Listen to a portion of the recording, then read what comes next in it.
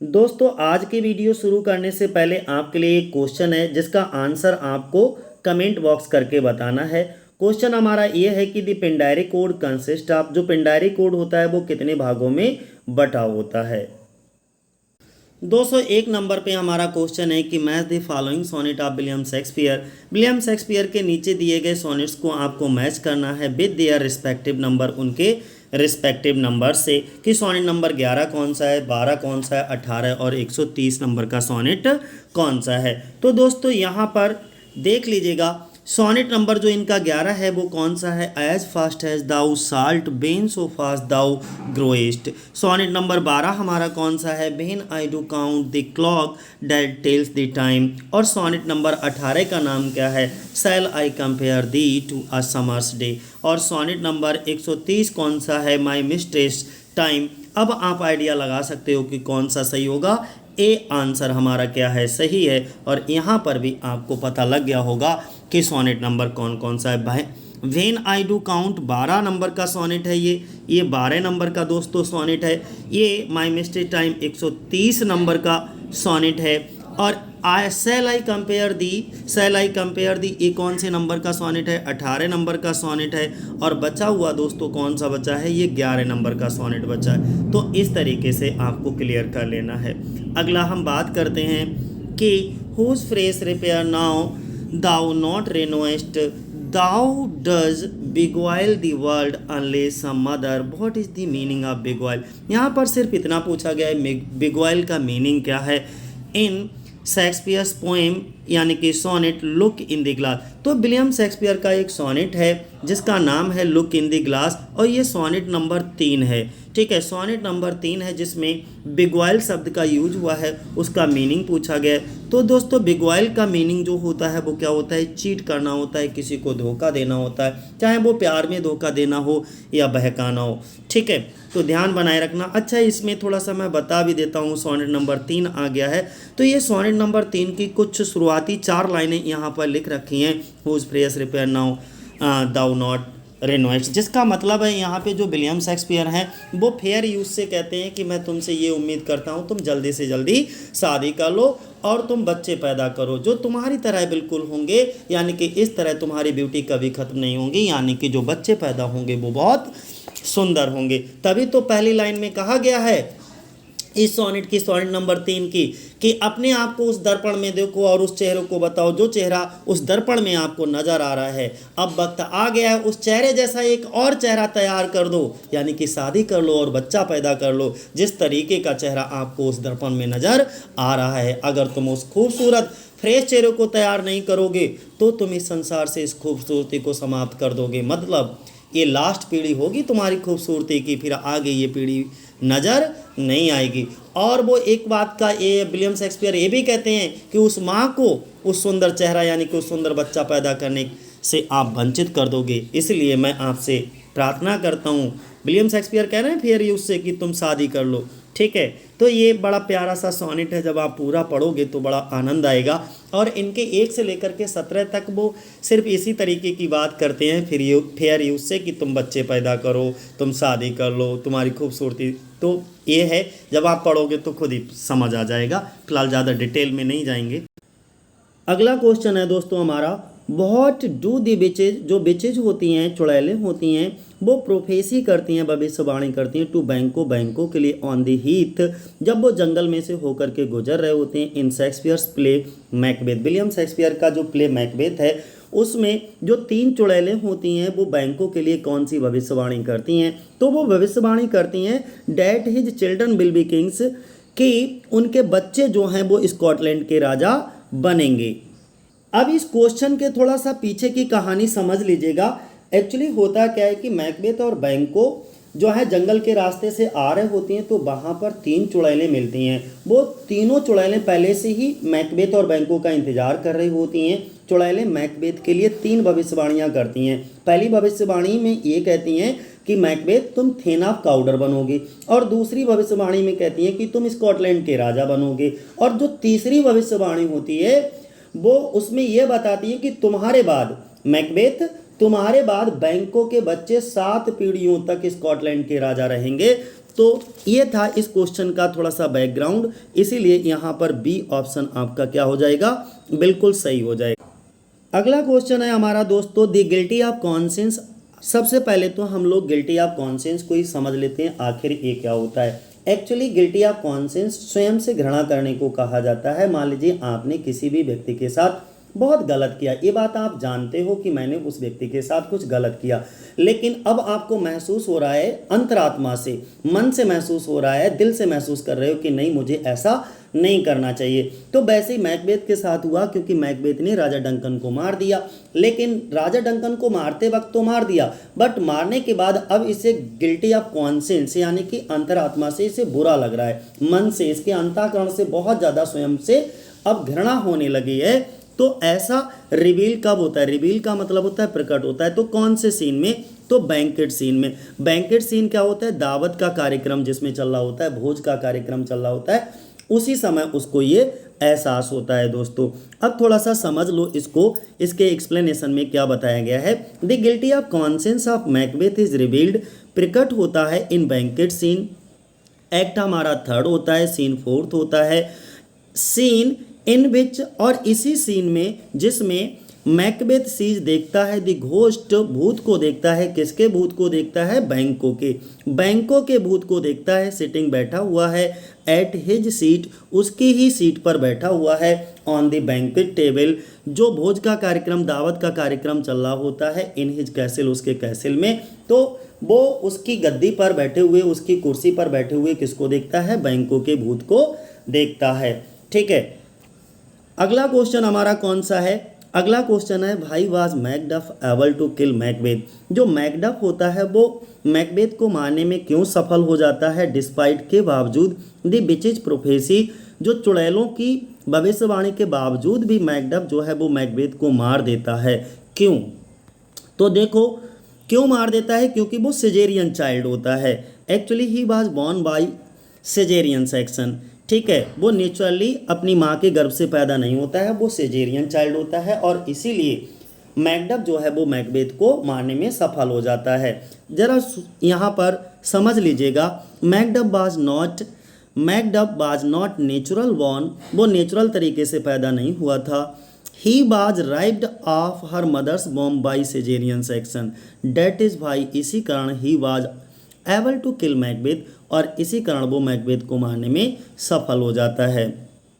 अगला क्या होता है, हाउ डिड बिरनम वुड, जो बिरनम वुड दिखाया जाता है, बिरनम के जंगल दिखाए जाते हैं, कम टू डंसनेन, डंसनेन के किले की तरफ आते हुए नजर आते हैं इन शेक्सपियर्स मैकबेथ। जो विलियम शेक्सपियर का प्ले मैकबेथ है उसमें उसका जो किला होता है, डंसनेन किला होता है, कैसल होता है, उसकी तरफ बिरनम वुड, ऐसा लग रहा है जैसे कि बिरनम के जंगल उसकी तरफ चलते हुए आ रहे हों। ऐसा क्यों लग रहा होता है, एक्चुअली होता क्या है, जो मैल्कम की आर्मी होती है वो बढ़ रही है, और उन्होंने क्या करा है कि बिरनम वुड की जो पत्तियां हैं, झाड़ियां हैं, उनके पीछे भी छुपे हुए हैं, उनसे छुप छुप करके वो आगे धीरे धीरे के बढ़ रहे हैं। ऐसा वो इसलिए करते हैं जिससे कि मैकबेथ को मैल्कम की एजेक्ट आर्मी के बारे में पता ना लग पाए कि इनके पास कितने सैनिक हैं। ठीक है, तो एकदम सीन ऐसा लग रहा है जैसे बिरनम वुड चले आ रहे हों डंसनेन किले की ओर। तो सी ऑप्शन हमारा क्या हो जाएगा, बिल्कुल सही हो जाएगा दोस्तों। अगला नेक्स्ट क्या है हमारा 207 नंबर पे क्वेश्चन है, मैकबेथ अटर्स हिज सॉलिलोकी। मैकबेथ एक सॉलिलोकी बोलता है, ठीक है, कौन सी सॉलिलोकी है, tomorrow and tomorrow and tomorrow when, tomorrow and tomorrow and tomorrow, यानी कि ये मैकबेथ द्वारा अपनी पत्नी लेडी मैकबेथ की मृत्यु की खबर सुनने के बाद बोला गया था ये मोनोलॉग। और इस मोनोलॉग में मैकबेथ अपनी पत्नी की मृत्यु के बाद अपने खाली जीवन और समय का शोक मनाता है, यानी कि वो बहुत ज़्यादा दुखी है, तभी इस सॉलिलोकी को बोलता है दोस्तों। तो क्या करता है, यहाँ पर देखो बी ऑप्शन हमारा सही हो जाएगा, ही रिसीव्स, वो रिसीव करता है द न्यूज, समाचार ऑफ लेडी मैकबेथ की मृत्यु का समाचार सुनता है, तभी इस सॉलिलोकी को बोलता है। और ये सॉलिलोकी एक्ट 5 और सीन 5 में बोली जाती है दोस्तों।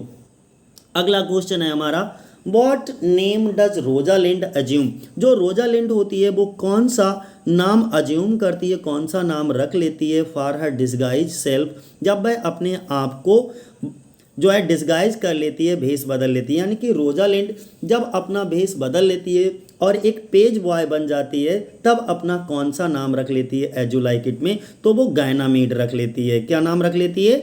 गायनामीड दोस्तों। अगला एज यू लाइक इट जो है फर्स्ट फोलियो में पब्लिश हुआ था, ध्यान बनाए रखना।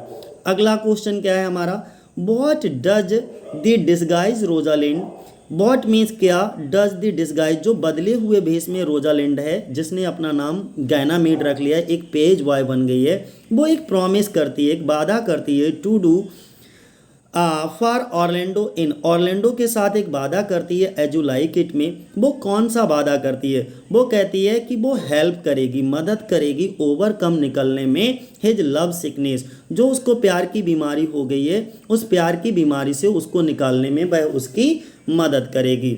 ठीक है दोस्तों,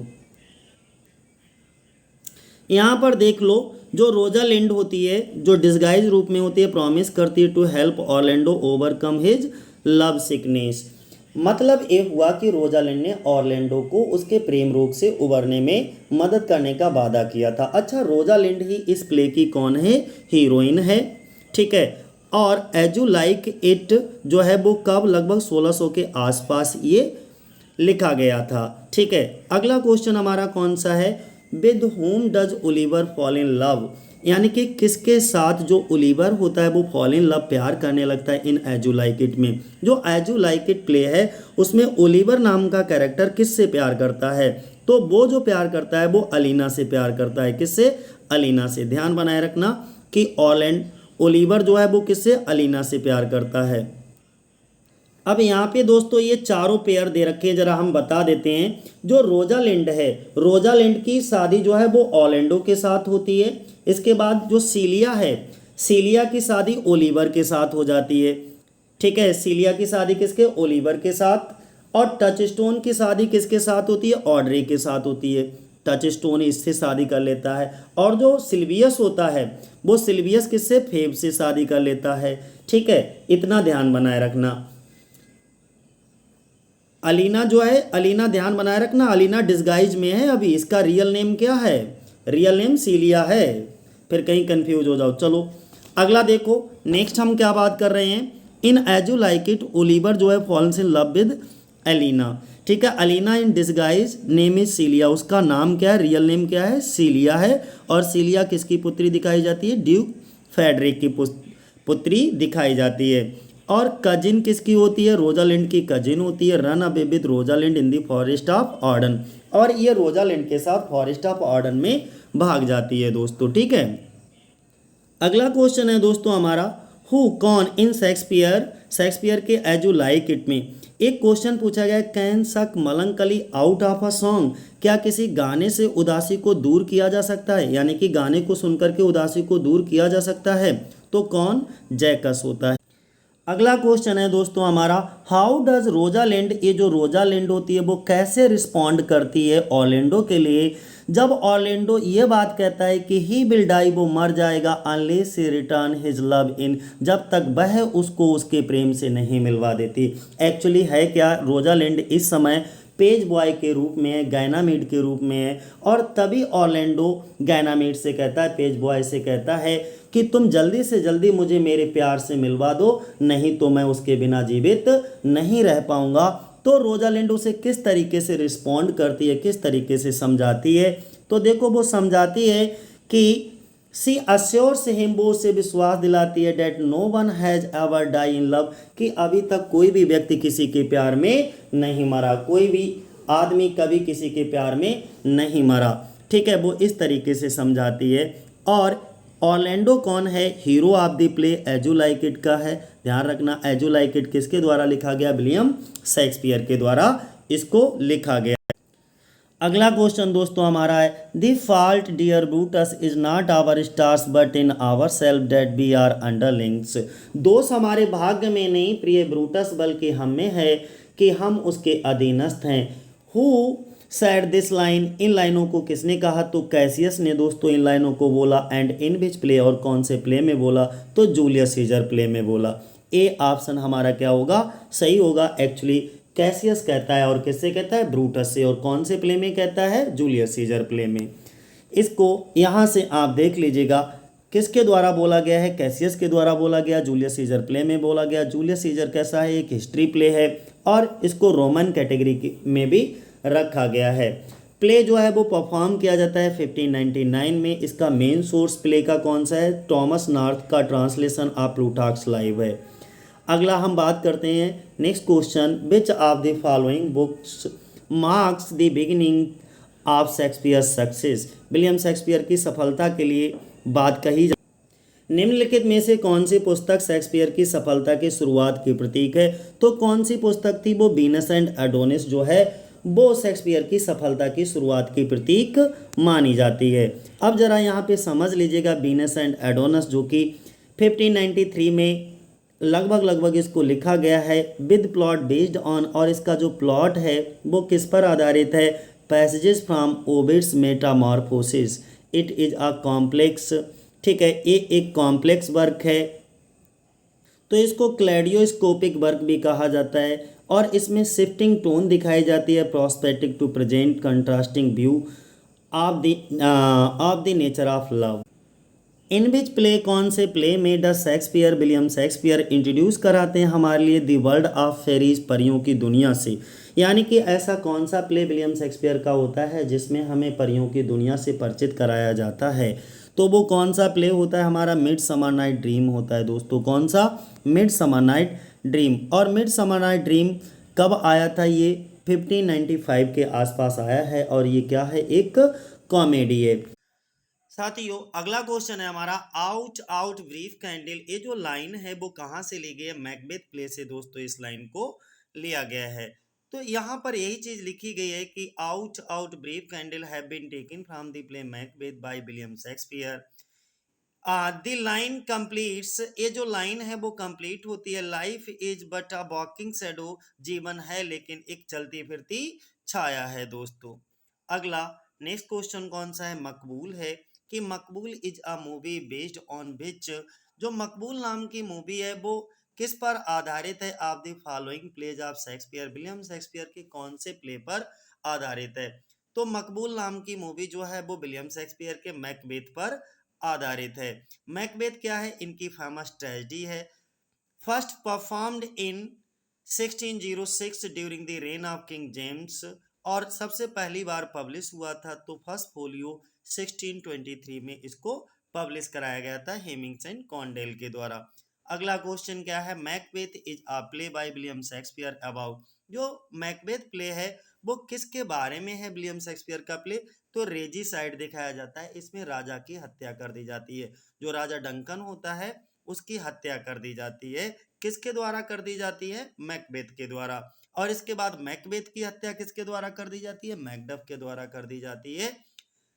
नेक्स्ट क्वेश्चन हमारा कौन सा है, अगला क्वेश्चन है, हु आर मैल्कम और डोनाल्ड। जो मैल्कम और डोनाल्ड होते हैं वो इस प्ले में कौन दिखाए जाते हैं, राजा डंकन के बेटा होते हैं, जिसमें मैल्कम जो है वो बड़ा बेटा दिखाया जाता है, और डोनाल्ड होता है वो डंकन का छोटा बेटा दिखाया जाता है। अगला क्वेश्चन हमारा नेक्स्ट क्वेश्चन है, what title did Macbeth originally have. जो मैकबेथ को ओरिजिनली कौन सा टाइटल था, तो थेन ऑफ ग्लेमिस था ये पहले, ठीक है, इसके बाद इसको थेन ऑफ काउडर बनाया गया, ठीक है, और बाद में राजा डंकन की हत्या करने के बाद में ये खुद स्कॉटलैंड का राजा बन जाता है। अगले क्वेश्चन की हम बात करेंगे, जो पोर्टर सीन होता है वो प्रोवाइड रखा जाता है, क्यों रखा जाता है, तो प्ले में कॉमिक रिलीफ देने के लिए रखा जाता है। कौन सा प्ले होता है हमारा, मैकबेथ प्ले होता है, जिसमें पोर्टर सीन को रखा गया था। एक्चुअली होता क्या है कि जो एटमॉस्फेयर होता है वो बहुत ज़्यादा सीरियस हो जाता है, गंभीर हो जाता है, तो एटमॉस्फेयर को थोड़ा सा लाइट बनाने के लिए, ऑडियंस को थोड़ा सा रिलीफ, कॉमिक रिलीफ देने के लिए इस पोर्टर सीन को दोस्तों रखा जाता है। थोड़ा सा पढ़ लेते हैं, the porter scene is use to, इसका प्रयोग किया जाता है कॉमिक रिलीफ देने के लिए, किसको, ऑडियंस को, जिससे कि एटमॉस्फेयर को क्या किया जा सके, थोड़ा सा लाइट किया जा सके, क्योंकि एटमॉस्फेयर बहुत ज़्यादा सीरियस हो गया था। कब सीरियस हो गया था, आफ्टर द घोस्टली सीन, एक तो वो बैंकों का भूत देख लिया था, और दूसरा डंकन के मर्डर कर दिया गया था, तो डंकन के मर्डर वाला सीन और वो बैंकों के भूत वाला सीन, इसके बाद पोर्टर सीन को रखा जाता है जिससे कि ऑडियंस को थोड़ा सा कॉमिक रिलीफ दिया जा सके। कॉमिक रिलीफ होता क्या है, जैसे हम लोग मूवी वगैरह देखते हैं तो मूवी में तुमने देखा होगा राजपाल यादव है, असरानी है, जॉनी लीवर है, या साउथ की तुमने मूवी देखी हो तो उसमें वो दो कैरेक्टर हमेशा कॉमिक रिलीफ देने के लिए ही मूवी में रखे जाते हैं, हास्य का वातावरण उत्पन्न करना। तो अब तो आपको समझ आ गया होगा ये कॉमिक रिलीफ क्या होता है। Where is Macbeth castle located, जो मैकबेथ का कैसल होता है वो कहाँ लोकेटेड होता है, कहाँ स्थित होता है, तो इनबर्नेस में होता है दोस्तों। मैकबेथ का कैसल इनबर्नेस में दिखाया जाता है जहाँ पर राजा डंकन की क्या कर दी जाती है, हत्या कर दी जाती है, इनबर्नेस किले में ही। अगला, हु प्लान्स, कौन योजना बनाता है, टू किल, मारने की, बैंकों को मारने की और उसके बेटे को मारने की योजना कौन बनाता है, तो वो मैकबेथ बनाता है। और दोस्तों क्यों बनाता है, एक्चुअली वो इसलिए बनाता है क्योंकि जो विचेज होती हैं उन्होंने प्रोफेसी की थी, भविष्यवाणी की थी कि मैकबेथ के बाद बैंकों के बेटा जो हैं वो स्कॉटलैंड के राजा बनेंगे। अगला क्वेश्चन है हमारा, वाई इज बैंको किल्ड, बैंकों को क्यों मार दिया जाता है, तो बैंकों को क्यों मार दिया जाता है, क्योंकि जो बिचेज होती हैं, डी ऑप्शन हमारा सही होगा, बिकॉज क्योंकि ही इज अवेयर, उसे पता होता है, द बिचेज प्रोफेसी, बिचेज की प्रोफेसी के बारे में, जो चुड़ैलों ने भविष्यवाणी की थी उन चुड़ैलों की भविष्यवाणी के बारे में बैंको जानता होता है क्योंकि उसी के सामने वो भविष्यवाणी की गई होती हैं, और इसीलिए मैकबेथ क्या करता है, बैंकों को मार देता है। अगला क्वेश्चन है हमारा, द बिचेज आर इक्विवोकेटर्स, अच्छा इक्विवोकेटर होता क्या है, ये अस्पष्ट होती हैं, यानी कि उनकी जो भविष्यवाणी होती हैं वो द्विअर्थक होती हैं, डबल मीनिंग में हर बात होती है। तो this means that the witches were, वो बिचेज क्या थी, एक्चुअली वो क्या थी, एक्सट्रीमली फेथफुल नहीं, एम्बिजियस थी। एम्बिजियस का मतलब होता है अस्पष्ट थी इन देयर सेइंग, कहने में, यानी कि वो जो भी कहती थी वो डबल मीनिंग में होता था, ठीक है। तो बी ऑप्शन हमारा क्या हो जाएगा, सही हो जाएगा दोस्तों। अब इक्विवोकेटर होता क्या है, वोकेटर वह होता है जो दोहरे अर्थ में बात करता हो। देखो यहाँ पे लिखा गया है डबल मीनिंग में जो बात करता हो। जो बिचेज होती थी, चुड़ैलें होती थी, वो मैकबेथ को ऐसी बातें बताती थी जो मैकबेथ को अपने अनुकूल लगती थी, लेकिन वे उसके विनाश का कारण बनती थी, ठीक है। मैकबेथ को लगता था नहीं ये बातें मेरे अनुकूल हैं, बट वही चीज़ें मैकबेथ की डिस्ट्रक्शन का कारण बनी, विनाश का कारण बनी, यानी कि मैकबेथ को पतन की ओर ले गई। अगला क्या है हमारा, with the death of Macbeth, जो मैकबेथ की डेथ होती है तो मोरल ऑर्डर इज रिस्टोर्ड, इसके बाद में जो मोरल ऑर्डर होता है वो क्या होता है, रीस्टोर होता है दोस्तों, नैतिक व्यवस्था फिर से बहाल हो जाती है। मैकबेथ की मृत्यु के साथ ही नैतिक व्यवस्था बहाल हो गई और शासन जो है वो स्थापित हो गया, अत्याचार का अंत हो गया, ठीक है। तो मोरल ऑर्डर रीस्टोर हो जाता है। मैकबेथ की मृत्यु के साथ ही मोरल ऑर्डर रिस्टोर हो जाता है। रूल ऑफ ट्रैनी जो होता है, अत्याचार का जो शासन होता है वो उसका अंत हो जाता है दोस्तों। अगला क्वेश्चन क्या है, sweet are the uses of adversity, these lines have been spoken by, ये लाइनें किसके द्वारा बोली गई, तो ड्यूक सीनियर के द्वारा दोस्तों इन लाइनों को बोला जाता है। और कौन से प्ले में बोला जाता है, एज यू लाइक इट में दोस्तों। अगला क्वेश्चन हमारा क्या है, where is duke senior staying after being disposed of his kingdom, duke senior को जब उसके राज्य से डिस्पोज कर दिया जाता है, निकाल दिया जाता है, तो ड्यूक सीनियर कहाँ रुकता है, तो वो कहाँ रुकता है, जा करके फॉरेस्ट ऑफ ऑर्डन में जा करके रुकता है, यानी कि सी ऑप्शन हमारा सही हो जाएगा। ड्यूक सीनियर कौन दिखाया जाता है, रोजालिंड का पिता होता है और वही उसका राइटफुल ड्यूक होता है, असली राजा वही होता है। ड्यूक सीनियर कहाँ स्टे करता है, फॉरेस्ट ऑफ आर्डन में, after disposed from his kingdom, जब उसको उसके छोटे भाई फ्रेडरिक के द्वारा राज्य से निकाल दिया जाता है तो वो फॉरेस्ट ऑफ आर्डन में रहने के लिए चला जाता है दोस्तों।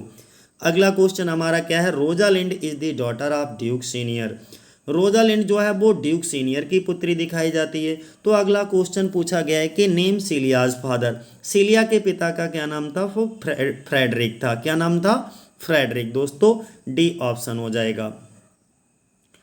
अगला क्वेश्चन हमारा कौन सा है, इन द प्ले जैकस है, जैकस कौन दिखाया जाता है, ये एक कॉमिक सैनिक होता है, सैनिक, एक सन की लॉर्ड दिखाया जाता है। ठीक है, Jaques in as you like It is a known as unmitigated cynicism. Okay, Jaques is one of main character in as you like It, he is also known as melancholic Jaques. ठीक है, मलंकलिक character के रूप में भी इसको जाना जाता है। अगला क्वेश्चन हमारा कौन सा है, she is too subtle for thee and her smoothness, her very silence and her very patience speak to the people and they pity her who speak these lines and about whom. तो कौन कहता है और किसके बारे में कहता है, actually duke senior duke Frederick होता है, वो कहते हैं अबाउट रोजालिंड, किसके बारे में, रोजालिंड के बारे में कह रहे हैं। एक्चुअली वह बहुत चालाक है और उसे उस पर दया आती है। तो ये कौन कहता है, ड्यूक फ्रेडरिक कहते हैं, किसके बारे में, ड्यूक फ्रेडरिक रोजालिंड के बारे में। अगला, under the green wood tree who loved to lie with me, this song has been sung by, ये सॉन्ग, एक गीत किसके द्वारा गाया जाता है, तो ये सॉन्ग जो है अमीन्स के द्वारा गाया जाता है। ए ऑप्शन हमारा सही हो जाएगा। The song under the green wood tree who loves to lie with me has been sung by Amiens in as you like it में। अगला क्वेश्चन है, Hamlet's question to be or not to be, कि मैं जीऊँ या मर जाऊँ, ये अभी यहाँ पर क्या है, डिलेमा में है। तो इसका मतलब क्या है, to live or to die, मैं जिंदा रहूं कि मर जाऊं। ये एक सॉलिलोकी है और इसको ननरी सीन में बोला जाता है विलियम शेक्सपियर के हैमलेट प्ले में। इसके बाद में ये जो स्पीच है वो प्रिंस हैमलेट, राजकुमार हैमलेट के निराशाजनक स्थिति को दर्शाता है और वो डिसाइड नहीं कर पा रहा है कि मैं जिंदा रहूं या मर जाऊं। ठीक है, अगला क्वेश्चन क्या है हमारा, Shakespeare sonnet are in the following forms, जो विलियम शेक्सपियर के सोनेट होते हैं उनमें 3 क्वार्टरेन होते हैं और लास्ट में एक 2 लाइनों का कपलेट लगा होता है। जो क्वार्टरेन होते हैं उनमें प्रत्येक क्वार्टरेन में कितनी लाइनें होती हैं, 4, तो 4 तियाँ 12 और 2 14। तो कौन सा ऑप्शन हमारा सही हो जाएगा, ए ऑप्शन हमारा सही होगा, 3 क्वार्टरेन एंड अ कपलेट विच, ये सब हम बता ही चुके हैं। आइम्बिक पेंटामीटर में इसको लिखा जाता है। Also the meter use extensively in Shakespeare's plays the rhyme scheme, और इनकी राइम स्कीम क्या होती है, राइम स्कीम देखो ये रही। इनके सोनेट की, जो विलियम शेक्सपियर के सोनेट हुआ करते थे उनकी rhyme scheme A B C D E F double G होती थी। ठीक है, और इनको sonnets using this scheme are known as Shakespearean sonnet. अगला क्वेश्चन क्या है हमारा, अगला क्वेश्चन है दोस्तों, Shakespearean tragedy is written by, जो शेक्सपियरियन ट्रेजेडी है वो किसके द्वारा लिखी गई है। शेक्सपियरियन ट्रेजेडी जो है वो 1904 में लिखी जाती है, किसके द्वारा, AC ब्रैडले के द्वारा। अगला नेक्स्ट क्वेश्चन है हमारा, Shylock is a character in Shakespeare, जो शाइलॉक नाम का कैरेक्टर है जो कि जीव दिखाया जाता है, एक बहुत बड़ा मनी लेंडर होता है। ठीक है, वो किसका कैरेक्टर है, मर्चेंट ऑफ वेनिस का, मर्चेंट ऑफ वेनिस। अगला, तो मनी लेंडर दिखाया जाता है, ये ध्यान रखना। अगला क्वेश्चन हमारा कौन सा है, अगला क्वेश्चन है दोस्तों, who is known as the fourth witch, यानी कि चौथी चुड़ैल किसको कहा गया है अमंग शेक्सपियर्स वुमेन कैरेक्टर। जो विलियम शेक्सपियर की वुमेन्स कैरेक्टर होती हैं उसमें फोर्थ विच किसको बोला गया है, तो वो बोला गया है लेडी मैकबेथ के लिए। किसको, लेडी मैकबेथ के लिए। There are 3 witches in Macbeth, वैसे तो मैकबेथ प्ले में 3 ही विचेज हैं, but Lady Macbeth infuses courage in Macbeth to murder Duncan, लेकिन वो क्या करती हैं, जो लेडी मैकबेथ होती हैं वो जो है मैकबेथ को विवश कर देती हैं राजा डंकन की हत्या करने के लिए, और इसीलिए उसको क्या कहा गया है, उसकी पत्नी को, लेडी मैकबेथ को फोर्थ विच कहा गया है इस प्ले का। अगला, trace the following list the play which does not belong to the category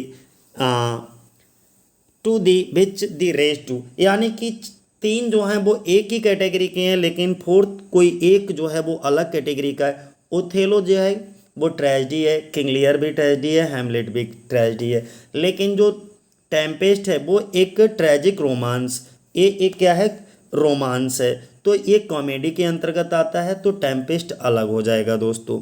ये क्या है, एक कॉमेडी है टेम्पेस्ट, जो कि 1610 से 1611 के बीच में लिखा गया। बाकी ये तीनों क्या हैं, इनकी ट्रेजेडी हैं, फेमस ट्रेजेडी। अगला क्वेश्चन क्या है, best works of Shakespeare was done, William Shakespeare के बेस्ट वर्क कब किए गए थे, तो डी वाला लगभग 16 आफ्टर 1603। ठीक है, अगला क्वेश्चन हमारा कौन सा है, विलियम शेक्सपियर ने टोटल कितने प्लेज लिखे हैं, 37 प्लेज हैं और 154 सोनेट लिखे हैं। 240 नंबर का क्वेश्चन कौन सा है, Venus and Adonis by Shakespeare was written in stanzas, जो वीनस एंड एडोनिस है विलियम शेक्सपियर का, वो 6 लाइन स्टेंजा में लिखा गया है। बी ऑप्शन हमारा क्या होगा, सही होगा। ये एक लॉन्ग नरेटिव पोइम है, ध्यान बनाए रखना। ठीक है, विलियम शेक्सपियर के द्वारा 1592 से 93 के बीच में इसको लिखा गया है, with a plot based on passages from Ovid's Metamorphosis. This poem is in 6 line stanza, और जो इनकी एक रेप ऑफ लुक्रीज है वो 7 लाइनों में यानी कि 7 लाइन स्टेंजा में लिखी गई है। It is written in iambic pentameter, और ये आयम्बिक पेंटामीटर में लिखी गई है। Quatrain couplet with the rhyme scheme, और इसमें एक क्वार्टरिन होता है फॉलोड बाय अ कपलेट, यानी कि 4+2 लाइनों में ये डिवाइड है। ठीक है, और इसकी राइम स्कीम क्या है, जो 4 लाइनों की राइम स्कीम है वो ए बी है। ठीक है, और इसके बाद की, अच्छा किसकी बात कर रहे हैं, ये रेप ऑफ लुक्रीज की राइम स्कीम की बात कर रहे हैं, माफ़ करना, मैं सोच रहा था उसकी वीनस ऑफ एडोनिस की है। तो यहाँ पे रेप ऑफ जो लुक्रीज है वो 7 लाइनों में है, आयम्बिक पेंटामीटर में लिखी गई है। ठीक है, quatrain couplet with the rhyme scheme A B B double C, तो ये जो राइम स्कीम है वो किसकी है, राइम रॉयल की है, यानी कि 7 लाइन स्टेंजा की है। ठीक है, अगला, which drama of Shakespeare was not included in first folio, यानी कि विलियम शेक्सपियर का कौन सा नाटक जो है वो फर्स्ट फोलियो में इंक्लूड नहीं किया गया, जो कि 1623 में इनके जो 2 सह एक्टर थे, दोस्त थे, हेमिंग्स एंड कॉन्डेल, उनके द्वारा इसको पब्लिश कराया गया था। तो 37 प्ले में से 36 प्ले जो हैं फर्स्ट फोलियो में रखे गए थे, एक नहीं रखा गया था, कौन सा,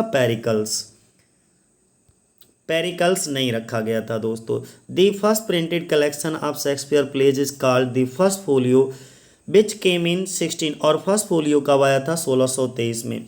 it was prepared by William Shakespeare's colleagues John Heminges and Henry Condell, और ये जो फर्स्ट फोलियो है वो किसके द्वारा पब्लिश कराया गया था, विलियम शेक्सपियर के कलीग थे, 2 सह एक्टर थे, ठीक है, साथी थे, जिनका नाम था जॉन हेमिंग्स और दूसरे का नाम था हेनरी कॉन्डेल, उनके द्वारा इसको कराया गया था दोस्तों। तो इसमें 36 प्ले थे और एक प्ले नहीं था, वो कौन सा नहीं था, पेरिकल्स नहीं था, जिसको पुराना नाम क्या है, प्रिंस ऑफ टायर है। अगला हम बात करते हैं, इट इज़ बिलीव डेट, ऐसा विश्वास किया जाता है, Shakespeare was found guilty, Shakespeare को अपराधी माना गया था, ऑफ डियर पोचिंग, यानी कि डियर हिरन चुराने के लिए, इन दी गार्डन ऑफ, किसके गार्डन से, तो थॉमस लूसी के गार्डन से इनको हिरन की चोरी करने का दोषी पाया गया था। ठीक है, और ये किसकी बायोग्राफर, ये एक निकोलस राव थे, जो कि विलियम शेक्सपियर के फर्स्ट बायोग्राफर थे। उनकी बायोग्राफी में ये बात पता लगती है कि विलियम शेक्सपियर जो हैं वो डियर पोचिंग करते थे, हिरन चोरी करने का काम करते थे, किसके, थॉमस लूसी के पार्क से, और थॉमस लूसी ने इनके खिलाफ एफआईआर करा दी, जिससे पुलिस से बचने के डर से ये कहाँ, लंदन भाग गए थे। अगला नेक्स्ट अगर हम बात करते हैं 243 नंबर पे कि who is the author of the line, tigers heart wrapped in a players hide about Shakespeare. और ये देखो 2 बार पूछा जा चुका है, टीजीटी में भी और पीजीटी में भी। ये रॉबर्ट ग्रीन के द्वारा, who is the author of the line, इस लाइन के लेखक कौन है? रॉबर्ट ग्रीन है। Tigers heart wrapped in a player side. और ये किसको क्रिटिसाइज करने के लिए इन्होंने, रॉबर्ट ग्रीन ने इस लाइन को लिखा था? विलियम शेक्सपियर को क्रिटिसाइज करने के लिए इस लाइन को लिखा था। अगला नेक्स्ट क्वेश्चन हमारा कौन सा है? अगला क्वेश्चन है which one is the right chronological order of Shakespeare's major tragedy. जो विलियम शेक्सपियर की मेजर ट्रेजेडी हैं, बड़ी बड़ी ट्रेजेडी हैं, उनका राइट क्रोनोलॉजिकल ऑर्डर क्या है? तो HOKM याद रखना, HOKM, ठीक है। Hamlet, Othello, King Lear, Macbeth. तो Hamlet, Othello, King Lear, Macbeth, A option हमारा क्या होगा? सही होगा, ए ऑप्शन दोस्तों। हैमलेट देखो 1601 से 1602, ओथेलो 1604 से 1605, किंग लियर भी 1605 से 1606 और मैकबेथ। तो ऐसे करके याद रखना, हैमलेट को 1602, इसके बाद 1602, इसके बाद 3 छोड़ देना, 4 5 6, ठीक है। 1604, 1605, 1606। अगला क्वेश्चन क्या है? Who called Shakespeare sweetest Shakespeare fancy child. किसने विलियम शेक्सपियर को स्वीटेस्ट शेक्सपियर फैंसी चाइल्ड बोला? तो जॉन मिल्टन ने, ठीक है। जॉन मिल्टन ने इसको बोला था विलियम शेक्सपियर को। अगला क्वेश्चन हमारा है from where these lines have been taken. इन लाइनों को कहाँ से लिया गया है? हु इज़ द स्पीकर, और इसको किसने बोला है? We are such stuff as dreams are made on and our little life is rounded with a sleep. हम वही पदार्थ हैं जिनसे सपने बनते हैं, अर्थात हमारा छोटा सा जीवन नींद से घिरा हुआ है। मतलब ये है कि जीवन एक सपना है, ठीक है। जिस तरीके से सपना स्थायी नहीं होता, उसी तरीके से जीवन भी स्थायी नहीं होता। तो ये किसके द्वारा बोला गया है दोस्तों? टेम्पेस्ट में किसके द्वारा बोला गया है? प्रेस्पेरो के द्वारा इन लाइनों को बोला जाता है। तो ये लाइनें टेम्पेस्ट में बोली जाती हैं। एक्ट 4 होता है, सीन 1 होता है, प्रेस्पेरो इन लाइनों को बोलता है, ठीक है। अगला नेक्स्ट क्वेश्चन हमारा क्या है? अगला क्वेश्चन है Shakespeare was not of an age but for all time is uttered by. ये किसके द्वारा बोला जाता है? तो बेन जॉनसन के द्वारा इन लाइनों को बोला जाता है। शेक्सपियर को किसी एक एज से बांधा नहीं जा सकता। वह किसी पार्टिकुलर एज का कवि नहीं है, वह हर युग का कवि है, वह सदाबहार है। ऐसा कौन कहता है? ऐसी तारीफ बेन जॉनसन ही कर सकते हैं। अगला नेक्स्ट हम बात करते हैं कि where from these lines have been taken, good friends for Jesus' sake forbear to dig the dust enclosed here, blessed be the man and spare these stones, and cursed be he that moves my bones। ये actually कब्र के ऊपर लिखा हुआ एक एपिटैफ है, लिखा हुआ एक लेख है, जिसमें कहा जाता है कि प्रिय मित्र, ईसा मसीह के लिए इस कब्र में दफनाई गई मिट्टी को ना खोदना। ईश्वर उस व्यक्ति को सुखी रखे जो इस कब्र को ना छेड़े, परंतु भगवान उस व्यक्ति को अभिशाप दे जो यहाँ गड़ी हुई मेरी अस्थियों को उखाड़े। तो ये क्या है दोस्तों? विलियम शेक्सपियर की जो टूम थी बनी हुई, यानी कि जो कब्र थी, उस पर लिखे हुए अंके शब्द थे, यानी कि एपिटाफ हैं, ठीक है। स्ट्रेटफोर्ड ऑन एवन में बनी। अगला फ्रॉम वेयर दीज लाइन्स, ये लाइनें कहाँ से ली गई हैं? Fear no more the heart of the sun nor the furious winter's rages, thou thy worldly task has done, home art gone and take in thy wages. ये लाइनें दोस्तों कहाँ से ली गई हैं? सिम्बरलिन से ली गई हैं। कहाँ से? सिम्बरलिन से।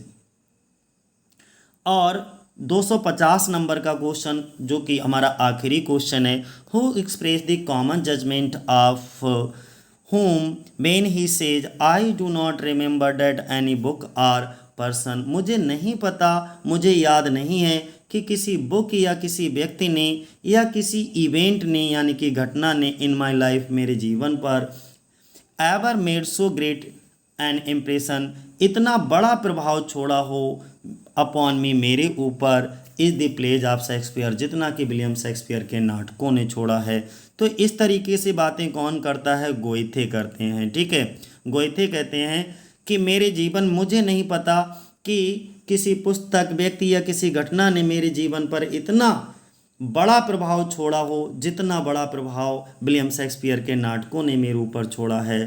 तो ये कौन कहता है?